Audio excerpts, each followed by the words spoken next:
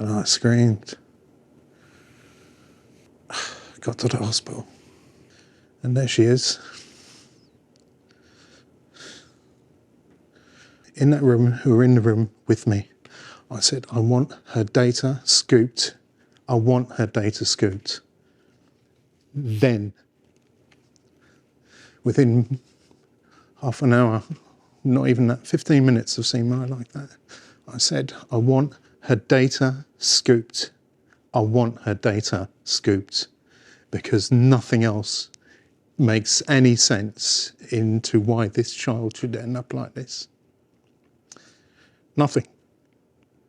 I relied on that request from her deathbed, which is what it was. I was wrong. I was so wrong to rely on that. And you're still waiting for the full story. But Ellen, you lost your son, Jools. He went on TikTok when he was 11. Now, as a group, you're taking quite a drastic step. You are taking TikTok to court in America. Tell us why that matters to you, why you've decided to be part of that action. I met these three on a BBC One special, and I had always challenged. So when Jules died, I said, and hearing you speak, Liam, takes me straight back to that night, and it's really very hard, but the similarities between all of our stories. But I said to the police, I said to the detective that night, sitting there with Jules' body in between his dad and I said, take Jules' phone and use facial recognition and set yourself a pin. I remember saying that there, and you just saying that brought it back to me about, I mean, you're in a whole different, you're not even, I don't even know how to explain that when you've lost a child, what you're feeling then. It's just horrific. And Jules was lying on the floor, the paramedics had stopped working on him.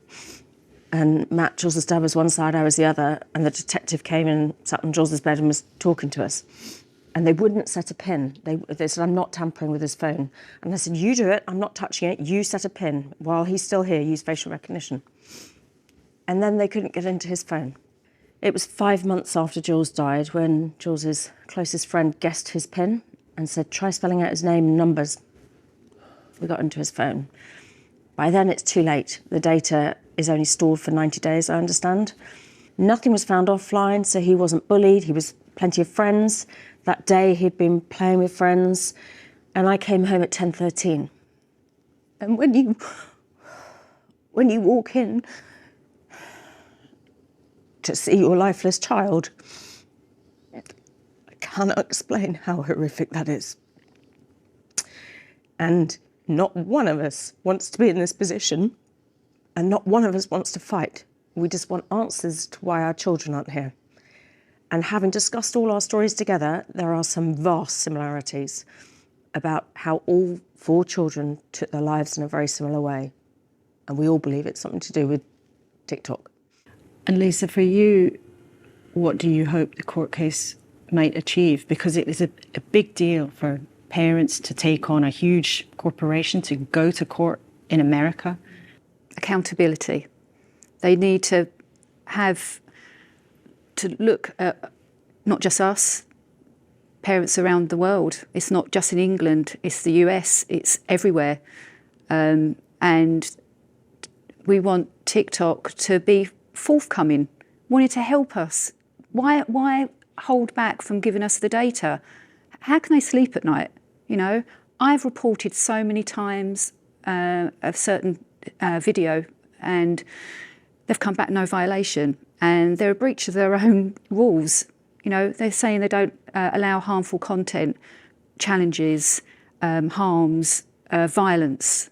They do, and they put out the same corporate statement every single time this is brought up on any news channel. No compassion at all. It's just... It's an insult. It's just a statement that just goes out to the public. There's no meaning behind that statement for them. The government says repeatedly when awful experiences like yours are aired that there is this new Online Safety Act that's coming into force, that they are putting new rules in.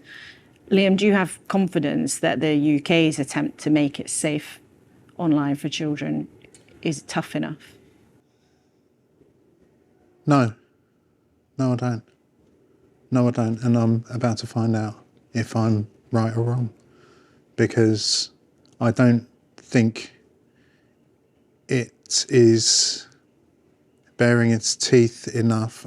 I think I would be forgiven for having no faith at this point, 2.5 years down the road and not having answers. All four of you, thank you so much for speaking to us today. Holly, Lisa, Liam and Ellen, thank you so much indeed. Well, TikTok told us the blackout challenge has been blocked since 2020, and it directs those who search for its safety centre. It says it doesn't allow dangerous content that promotes dangerous activity, and told us the law requires it to delete personal data unless there's a law enforcement request. It says it's met with Ellen Room to explain. And remember, if you've been affected by any of these issues, there's all sorts of help out there. The BBC Action Line website is there, the address for you now. It's hard to hear these stories, but so important to hear them. Julian, you were Education Secretary and you were with us when we heard from Esther Jai. Yeah. Do you wish that you'd done more as a government to get ahead of what's so obviously a problem that many families are really struggling with? I mean, obviously what's happened here, people need to learn from. I mean, yes, they've got rid of a blackout challenge. Well, that shows that it was there. And something else could be there in the future. So, you know, they're searching for answers. It's so tragic and senseless what's happened, and they're searching for answers. Obviously, we had the online harms bill, which is now turned into legislation, about to be. One of the things I did actually after that meeting, and after meeting Esther, who was remarkable, as these parents are, was ask in the department whether we should change the age at which the data can be collected by companies from 13 to 16. Now, some countries have started to look at this and started to do this. Obviously, the election happened. I'm no longer in politics, but I'm hoping that kind of thing we could do, because it would remove the incentives to target children and to be able... And there's actually a move to do that in Parliament by a Labour backbench MP. Yeah, so I think I would support it. I think it's the right thing to do. I did at the time. What did you make of that? And forgive me, we're very short of time. I mean, first of all, as a parent, you couldn't watch that without... I'm absolutely welling up. But what we saw previously with leaks and investigations into social media companies was they have the data that shows that negative content, dangerous content, is the stuff that gets people to use the media more. And they've, instead of clamping down on it, they capitalised on it. So I think the irresponsible use of the information they've got by social media companies has done great harm to society and to families. And we need to hold them accountable. And Vicky, do you think this is rising up as a political issue? Because every time we discuss it, we have such a response from people watching. But do you think politicians are now really understanding that how big this is for the public? Well, look, we've had tech giants at the inauguration of the new US president. They are incredibly powerful companies, and there is not enough transparency, and I think it needs to be talked about more. We've just had Meta getting rid of fact checkers, for instance. Now users are moderating content. Are they? How do we know? I don't think we know enough about the processes, enough about the algorithms. OK, well, there'll be plenty of more conversation about that in the coming months, but all three of you, thank you very much indeed for your thoughts just there. Very happy to clarify, we suggested earlier that the Bank of England, when it halved the growth forecast, described growth as putrid, particularly to you, of course, for spending your Sunday morning with us. I'll be on Newscast on BBC Sounds with Paddy O'Connell a bit later, and there's also a special episode of Newscast with our full conversation with those families you just heard some of there, the four going after TikTok. It really is worth a listen to hear their stories at length.